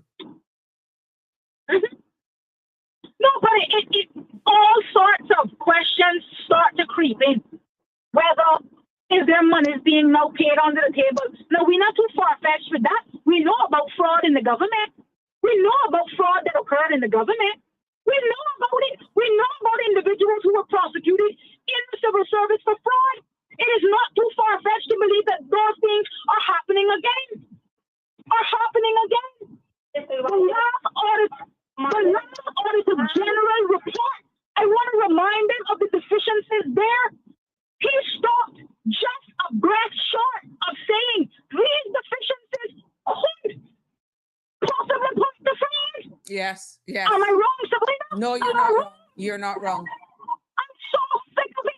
I'm so sick of Caymanians being on the losing end, getting the shit end of the stick every single time because they have a brain to question what is happening to them and say, hold a minute, what's going on here? If you don't toe the line, if you know with the government of the day, and by God, if you ain't even paying to their shit, you don't get nowhere. This shit has to stop. I'm sorry for my language, but this is how upset I am. This shit got stopped. But it's sad because you are reflecting a lot of the genuine, raw feelings that a lot of Caymanians are feeling. And it's unfortunate that a lot of them are fearful of speaking out for exactly what that person has reached out to you and saying. There's only a few will put themselves in the front line and be vocal. It is real. If you're not associated with a certain sector of people, if you're not aligning yourself accordingly, then unfortunately, yes, what the comments are coming in is actually it's taking on the characteristics that it's played from within. You don't get through unless you're liked. It doesn't care who represents you. It doesn't care whether or not you represent yourself. Some are asking for information that is just exposing all of your clients based on the service that you're in. When you check it, they have a friend or foe that has your contracts. They see what your rates are, and you're losing clients because of inside trading. This is a real thing. And the sad part is, it is our Caymanians doing it to other Caymanians. And we're talking about, we changed the name on an immigration law to say Caymanian Protection. But what you're talking about, the processes, that label means nothing if you're acting contrary to what that says. Well, quite frankly, that should be changed to Caymanian Exploitation Act. It should be changed to Caymanian Exploitation Act because the only persons being exploited are Caymanians. There ain't no protection there for us. There ain't none. It is an illusion and smoke and mirrors. It is an illusion. I said this. I wanted to give this government the benefit of the doubt that Caymanian businesses would not suffer. I did, Sabrina, and if you recall, I've been very quiet. While this thing made its way down the pipeline, trying to get to the rollout process, I've been very quiet. Siobhan, a lot of people are calling me. A lot of people are calling. A lot of people are stopping me. A lot of businesses are hurting, and they are even scared to speak, which is why I'm wondering if there's a certain percentage based on the service that you're offering, the type of business that you're in, that they have factored in that they're going to be collateral damage and that there's going to be a small sector of business that are going to close down because of the process. But guess what? That is by design, which is contrary to what you're calling the piece of legislation. You compete with me, I shut you down. I invite you into the fold, but I make your life a living hell. I don't give you work permits, knowing that Caymanians aren't applying. You can demonstrate that you've advertised through the wazoo. Your contracts could be impacted because you just don't have the manpower or the skill set available to do the job. Then, yeah, what more do you want?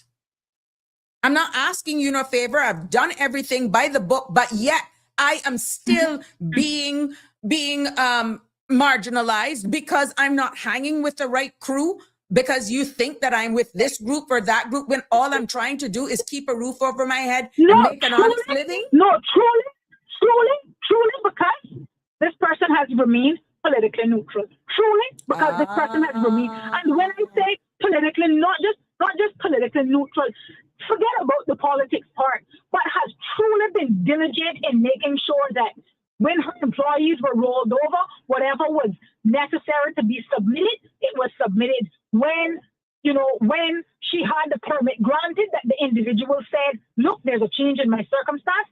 Within 24 hours of that notification, she notified work and said, listen, there's a change in the circumstance of this individual. I'm going to now need to cancel it. I was advised, provided evidence from the individual. Okay? This isn't a cowboys and Indian kind of business that this person is running. Okay? Mm-hmm. For a small business, I'm telling you, good tight belts and braces. Good tight belts and braces. And now, this is the crap that she is facing. This is the crap. It's sad because you know what the reality is? There's a lot more of business like that are going through the same thing, and they're crying. I'm telling you, they're feeling it. I'm telling you, I could set up a hotline to take complaints. I could set up a hotline. Some of the complaints I'm able to remediate myself and say, look, let's do it this way so that we don't actually have to make a complaint, because then you're just going to be targeted. You're just going to be targeted. But are we then creating the space for backdoor deals? That is the narrative. But are we? We don't have a choice, Sabrina. But we don't have a choice. Oh wow. We don't have a choice. Pay to play. Okay, let me give you a scenario. Okay, you have someone. You have a mother. Let's just call her a single mother who has the need for a domestic helper because she has a child at home. She has to work. Her nanny, her former domestic helper, has been rolled over. She's been diligent. You can see that person got only one employee. That employee is about to be rolled over. She's saying, look, legitimately, here's my little letter that you asked for. Sabrina is being rolled over from this role. I want to hire Siobhan into this role for a domestic helper. During the transition period, it's just going to be a handover. It's technically not going to be two employees. Obviously, one is coming to the end of their term limit. How stupid can you be to not realize the transition that's taking place? But you're not going to give that individual that domestic helper work permit, therefore creating a hindrance for that mother to be able to go out to take care of that child. And God forbid she loses her job and has to go down to DFA. She's being told you can't get it because you actually have $2,000 in your bank account. Miss me with all of this bullshit. Miss me with it, you hear? Oh, I'm sick of it. Oh, wow. I'm sick of it. Caymanians cannot continue to bear the brunt for the foolishness that's being done at legislative levels. We can no longer continue to bear the burden. We can't. We're struggling. We're drowning underneath all of the legislative framework that you are creating that's supposed to make our lives somewhat easier. You're making our lives difficult. You're making our mere existence difficult. Difficult is an understatement. Mm-hmm. Is an understatement. In your quest to be the pharaoh of politics, you are killing Caymanians and their businesses. This is unacceptable, Sabrina. Unacceptable. Who the hell do you complain to? What if they don't care? Avenues like this, who the hell do you complain to? I'm just asking a general question. Don't come to their office. I'm just asking a general question. What if there really isn't a sincere, genuine need to care? Because like I said, in every transition, in every modernization, that's a rhetorical question, Sabrina. There is collateral damage. Look at the nature of the business. That's a rhetorical question. Okay. That's a rhetorical question. If you're not eating 10 yards of their shit, you don't get nowhere. Exactly. You don't get nowhere. Exactly. You don't get no play. Your business don't deserve workers. You can't find a Caymanian to go do that to do that job. Just try. She tried. I even said to her, look, I'm willing to learn just to help you out. Mm-hmm. I'm willing to learn just to help you out. You know, I can speak from Because I think, experience prior to running because I for think this is political what we're office. supposed to do. I could not grow my I think business this is because what we're supposed to do, Sabrina. I could not grow my business elevating for 15 years because there were members sitting on the board that thought that I didn't need someone with paralegal experience in my business. And when you check it out, the members on the board were competing with me, one, and two, I was tapping into them trying to get some clientele, corporate clients of mine. That's what we're facing. But there's So but there's nobody out there. experience. But there's nobody out there questioning why we have 4,976 mobile car washes. There we There's go. nobody out there on a flipping job site making sure that a man with a car wash permit not hanging sheetrock. There's nobody out there making sure that a man that got a bar permit not out there laying blocks. There's nobody out there making sure that somebody who's hired to Sabrina as a domestic helper not moonlighting at a bar for Sharon Hyde. But we got time. We got time. To hold me back All and the people time like in the you. world Yeah. to hold legitimate Caymanian businesses who are merely trying to provide for themselves and families. And I'm not talking about a business that pops up overnight. Correct. 33 flipping years. Yep. 33 years. Somebody who has done nothing but demonstrate themselves to be an exemplary business and providing an essential service in this country. Mhm. This is the shit that they face. Mhm. This is the bureaucracy. This is not okay, Sabrina. It's not okay. And I am big mad. I am big mad. And it's because we have remained quiet for too long and silence is consent. And for those who they're scared to speak because we're seeing these happen, but this needs Well, unity. my God, Sabrina. This needs Well, banding my God. together. This Can needs you team. can you imagine that she went from one permit being denied because the person had a certification to being told that she didn't have a business need, that she wouldn't be to being told that she actually didn't have a real business need when she only had one person and the business has historically been run But that is what I'm trying to tell you. They are definitely pigeonholing and pretty much stifling a Caymanian business growth. How can you move? How can you grow? How can you offer these type of grants? For example, that tourism is doing right now, if that's what's happening in the background. But bearing in mind, one of the requirements says must be 100% Caymanian employees. Mm-hmm. You're not going to necessarily find that in every business model, even though this is for a tourism thing. Mm-hmm. Is that the image that we're going to be looking for moving forward for all businesses? Sabrina, I'm tired. I'm tired of this being the cry and the plight of my people. I'm tired, Sabrina. I'm tired of fielding complaints. I'm tired of being what I feel like the lone wolf out here. I'm tired. I want to be able to call in and say, and again, let me say this. I am not going to suggest that there aren't good civil servants out there. I'm not going to say that. Who are out there working overtime to compensate for the ones that are doing the bare minimum, almost negative. I'm not talking about them. I'm really not talking about them, Sabrina. But in reality, we got a problem. We got big problems, Sabrina. It's going to take with no solution in sight. With no together. solution in sight. And the sad part about it is, Sabrina, it changes with every administration. It changes with every For the better or administration. worse. People get sidelined and maligned. And if you're not, like I said, if you ain't eating 10 yards of their shit, dog eat your supper. Dog eat your flipping supper. How can we continue as a nation to be great, to build, to steer the good ship Cayman, as they like to say? How can we continue to do that when the people who are charged with doing that for you are the ones trampling you? Jim says, How caller says she's this is tired, but that doesn't necessarily mean physically either. I understand her tired. Yeah, you're emotionally drained. You're taxed. It's like they I are am, running all the Caymanians, and because our percentage is so low in number, it's like the bureaucracy is beating you down for you to give up.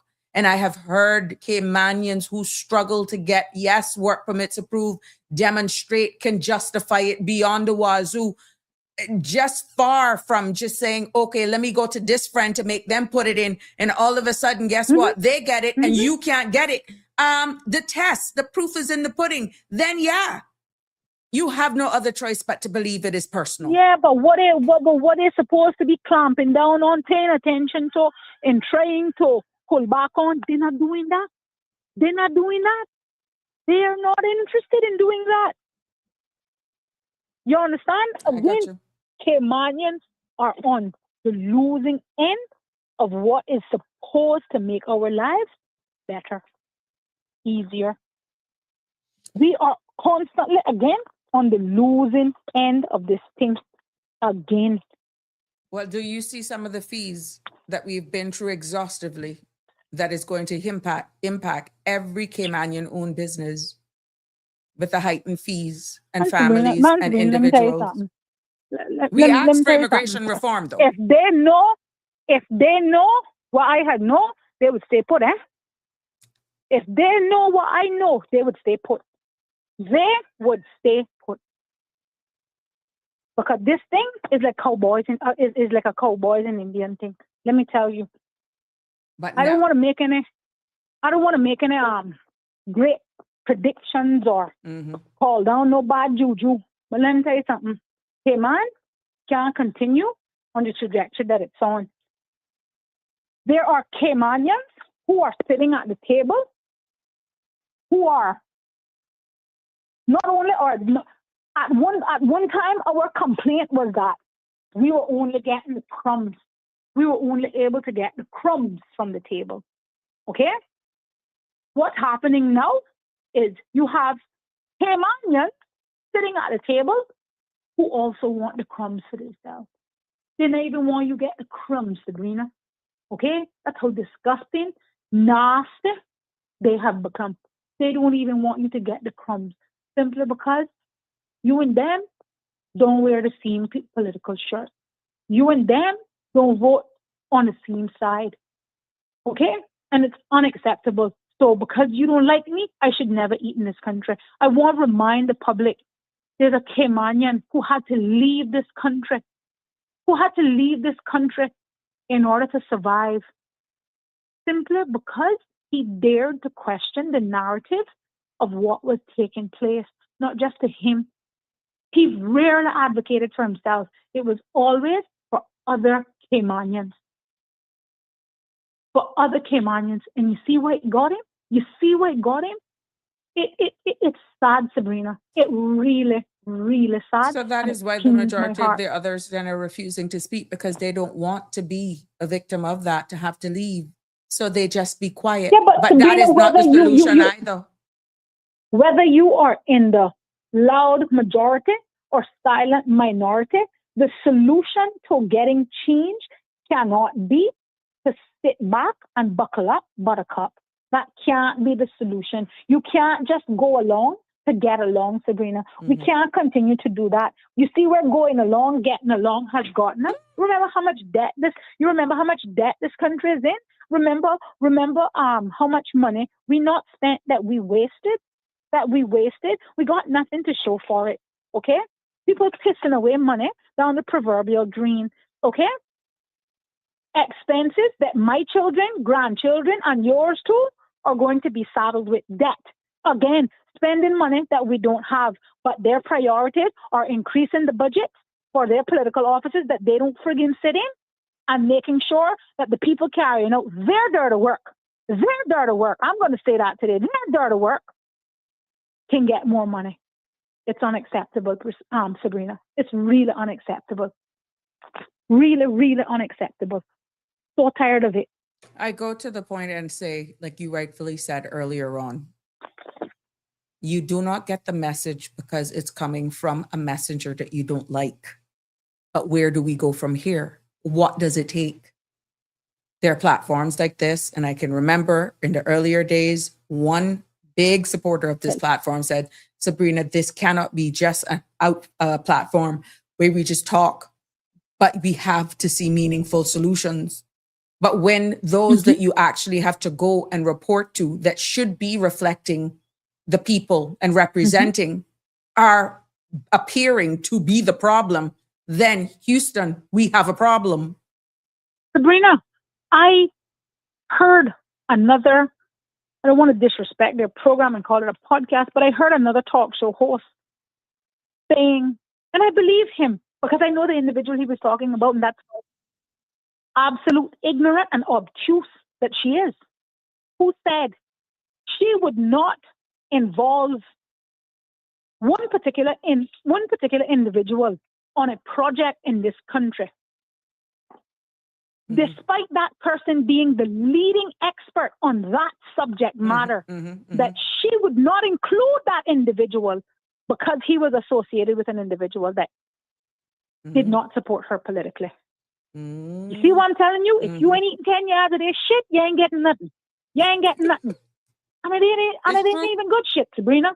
It ain't even good shit. Oh, wow. It's foolishness. It's foolishness. Okay? Absolute bullshit. Bullshit. Okay? This is the crap that we have happening in this country. This is the crap that we have happening in this country. And guess what? Every freaking month, they get their paycheck and then some. And then some. But then okay? in the next 3 years, at the end of the day, the next 3 years, we go through this again. They put up a beautiful show. They put on a beautiful show, make promises, and then bang, we forget. Buy you a couple of yards of this, couple of yards of that, wine and dine you a couple of days. Say this. Yeah. I'm going to say this. Come with the envelopes of money, 5,000 a pop. People, well, I wish they would come to me. I'm going to take their money. I'm going to tell you that. I'm going to take their money. People who don't take care of their own shouldn't be tasked with the responsibility of taking care of anybody else. I'm going to say that, and they can put that, I can leave that, and they can put that where they want. But is that a people reflection who of don't take everybody? care of their own, basically, because if you're not with them, you don't deserve to eat. Gotcha. You don't deserve to eat. That's becoming very obvious. People who don't take care of their own certainly should not be tasked with taking care of anybody else. They need to be put back out in the public sector, just like the rest of us, to have to earn a living, just like the flipping rest of us. A man shall eat by the sweat of his brow. It never said by the foolishness that come out of his mouth. It said by the sweat of his brow. That means you got to work. You got to work. I heard. Why must I have to go out there, bust my behind, do hopscotch, hipscotch, upside down, round the table, whatever? But you can just do the bare minimum and you collect a big check every month. Every month you collect a big check and then some. I'm hearing from multiple sources, and obviously this is coming through, that some persons had to get elected in this last election because businesses were going to go in bankruptcy. Oh, mercy so God. they did exactly what they had to do, some and more, and some and more, and now they are... Since you went down this road, it was my good friend Johan would call in today, because I can tell you this. They're not gonna burn candles for me. They're gonna burn a whole torch tonight when I finish with them. There were some people that are some people that God forbid, I guess in order to be declared bankrupt, you gotta have an open bankruptcy filing. But you got some serving up and there. And I'm not just talking about regular MPs. I'm talking about ministers too, who not much better off than me. And I've never sat in the House of Parliament. In order to be an MP, you got to be solvent. But we don't take any consideration into those things, right? But I am going to quote my great-grandfather, whom I have never met, but through stories from my grandmother, who is now deceased as well, her father, who himself was a statesman. I'm not going to say an MP, it would be an insult to him, or a politician, right? Who said, when you elect people who have nothing to lose, they don't have nothing to protect. Exactly. Stop voting for broke people. Broke people got one thing, to not be broke. That's their goal, to not be broke. And they will do whatever they want to do, whatever they have to do to make sure that their position is better off than when they went in there. If it even means your detriment, your detriment. People who have nothing to lose have nothing to protect. Exactly. Which have is why nothing they to could be protect. openly buying the votes and people fall for it, saying, oh, what a nice Zero person. and zero. Exactly. Zero and zero will always be zero. Okay? Vote for people who got something to lose. Because if they got something to lose, they got something to protect. Exactly. They But have now something you to can't protect. complain. You got people in there who are serving that would be on their way out of a job if they were in the private sector. Yet we going out there and voting for them because it's the only job that they can ever have. It's the only job that they can get in. Well, then you don't I'm so complain sick of it. if you took whatever gifts, I'm cash, so whatever, sick of and it. you don't see them, you don't hear from them. I can tell you like what my mother told me. That was an exchange. I can tell you like what my mother told me when I would go away and I would see a toy in the store and she would say, what? You don't want to buy that toy now because you want to buy something else later. Exactly. Okay? But I got to have that toy. I got to have it. And you know what she would say? When I went to the ice cream place and I wanted ice cream, eat that toy. You better eat that toy. You better eat that toy. Yeah. Okay? Yep. Same principle applies. Same principle applies. We got to apply seriousness. We got to apply fiscal responsibility, not just responsibility, fiscal restraint. Yes. Fiscal restraint. And not because Sabrina want a road that goes straight to her house means that we got to give her that. Because Sabrina got six people. Sabrina got six people in her house. You're talking too much sense today, my friend. Okay? We must make roads that make sense. Not putting friggin' speed bumps in a goddamn mean highway because you won't say that you're doing something. You want to do something? Come down to your goddamn office that we spending $5,000 a month on every month. Do that. Do that. Do that. Serve effectively there. Start there. Start there. Take the one day that you're allotted to be down there. Start there. Start by returning calls. Actually, have the same energy for your constituents that you had when you wanted to be elected. Have that same friggin' energy. Have that same energy instead of talking about, I don't know why people wondering where I am. I'm always available. No, you ain't. No, you ain't. No, you ain't. So sick of it. Caller, I'm going to ask you to leave me there. You vented. Oh my gosh. Yeah. It's deep. But I can leave you there because they, like I say, they're going to burn a whole lighthouse for me tonight, but that's all right. I am going to keep them accountable until the next election, and I am going to slaughter every one of them, every single one of them who have not made good on the things that they have promised this country. Okay? And I intend to expose if I hear it, I gotta say it. I mean that. Well, because I am so sick and tired. The mere fact that people are reaching out to you, Siobhan, the mere fact that people are reaching out to you, you are a conduit. And this is why I keep appealing to people to air it here, because I can assure you, even though the platform will probably never get its true praises, changes have been made based on what has been said here. You know, changes are being made and they're listening. Well, God forbid, as a single mother, can you imagine if I needed a permit for my helper, where I would be today? I would be in the shitter.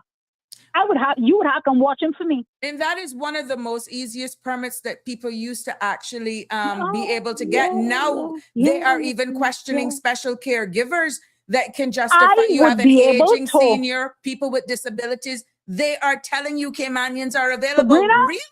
I would be able to hire an accountant quicker to manage my household than I would be able to request for domestic helper that I have a legitimate need for. Right now. That's how stupid, that's how ass backward things is up there. Okay? What my grandma would say, God bless her, ass fumas. What a sight. What a sight and what a mess. We are going to hell in a handbasket with gasoline drawers. What a sight. I go and leave it there here. My pressure is so high. I tell you, if I ran into one of them, tonight, I probably would lick them right down there.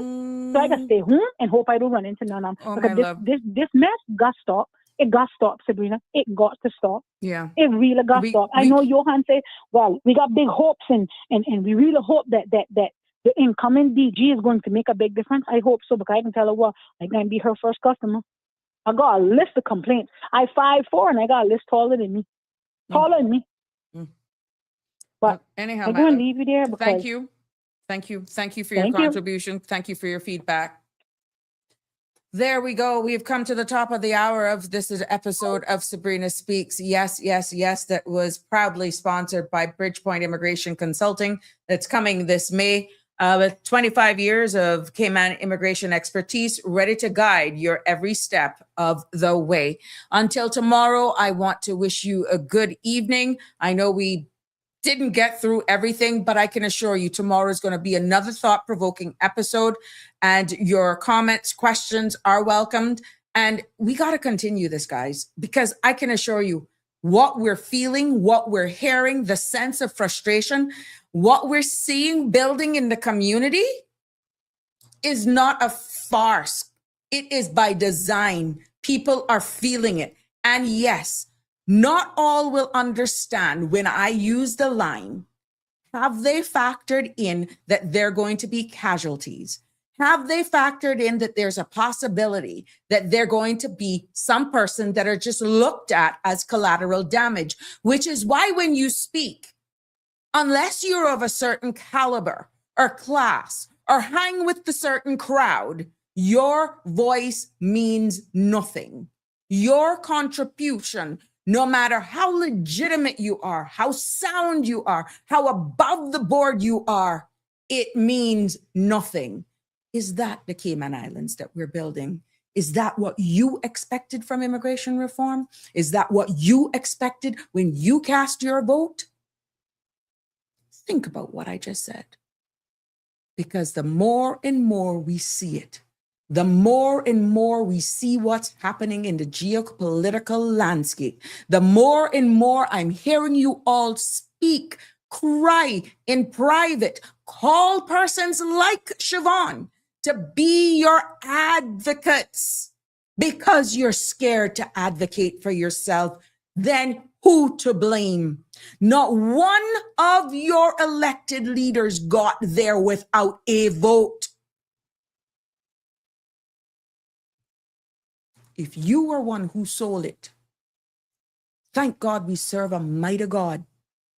He can forgive you and you can correct it and make it right. But this is the message moving forward. The one who plays the piper choose the song. The one who pays the piper choose the song. If you can be bought, you can be sold. And if you sold your vote, don't be upset if they don't come around. Don't be upset if you were removed from a board, even though you were added. You sold your vote. It's an even exchange. It is what it is. But you can ask for forgiveness. You can wake up and smell the roses and stop thinking insular. Stop thinking about just yourself and look at the greater good. Because at the end of the day, if we don't come together as a society, this is just a tip of the iceberg. And mark my word here today, have they factored in collateral damage? Are you in that percentage? Is the system designed that way? It has been my pleasure bringing you this episode of Sabrina Speaks. God bless. Good night. Love you lots. See you tomorrow. That's a wrap for today's edition of Sabrina Speaks. Thank you for tuning in and for being part of the conversation. Remember, the dialogue doesn't stop here. Stay engaged, stay informed, and most importantly, stay empowered. We'll be back tomorrow at 5 p.m., same time, same place, right here on CMR TV and radio, where your voice matters and your truth is heard.